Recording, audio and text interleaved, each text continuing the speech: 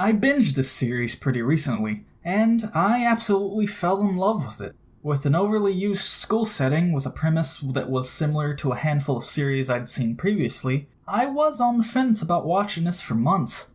I've only ever heard about the series from one particular friend, and he was singing its praises, so that was really the only reason I pushed myself to actually start watching it. I went in not expecting a lot, and I came out thoroughly enamored with the roughly 5 hours I spent watching it.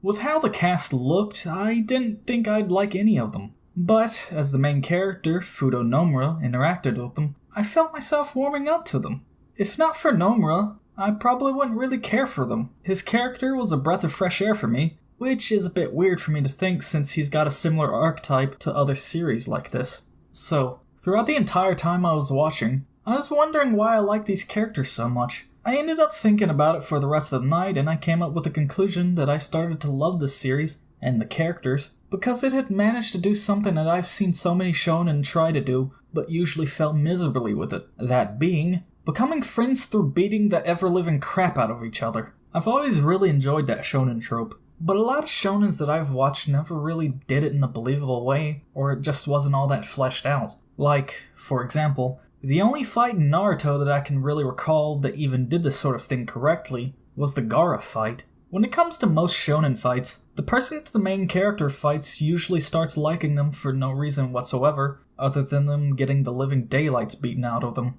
To fully understand why I think this show pulls off this trope well, we must first talk a bit about the characters, more specifically Nomura. With Armed Girl's Machiavellianism, all the characters start off with a bias and seemingly have a lot of hatred towards the main character. Nomura, who only wanted to have a peaceful school life, eventually gets forced into a position where the only way he could maintain this peaceful life is to fight the group of students that are basically the student council, who are only known as the Five Swords. You see, to the school, Nomura is just a simple delinquent that wants to start up trouble. They want to control him and get him to be complacent like the other delinquent men that attend the school, that are now forced to dress and drag and act like women since they see it as the ultimate punishment for men with a masculinity complex, which is seemingly how they're portrayed in this series. With every episode, Nomura seems to be fighting a different girl tied to the hierarchy of the school, and through those fights, they actually get close to him. While it's a bit bizarre at first, it's not like they all just immediately like him after a single fight. They fight him several times throughout the series, and by the end,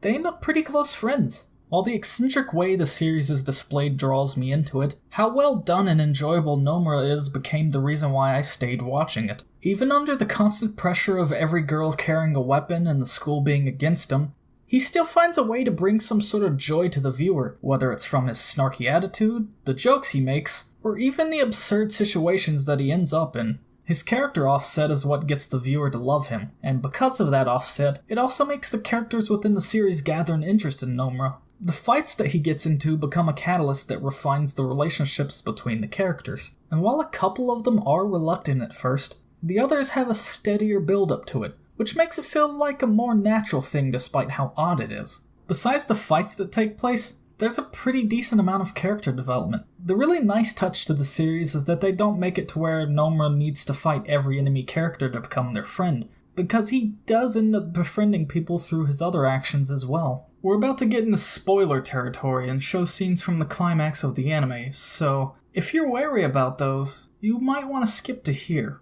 The final fight in the series is the culmination of the efforts within the season, because it's the strongest example of how Armed Girl's Machiavellianism transfers this primal feel of understanding through how intense it feels. It's the one that sticks out, because it's not meant to be a fight to befriend, it's meant to dole out how characters feel. The fight is tough for Nomura, and it's the only one where he gets so badly injured. In previous fights, with the exception of the first one, he'd always get pretty badly hurt, but this was the one that showed how dedicated of a character Nomura really is towards his beliefs. While the previous ones focused on more light-hearted feelings, you could feel the animosity that he had behind every single punch he made.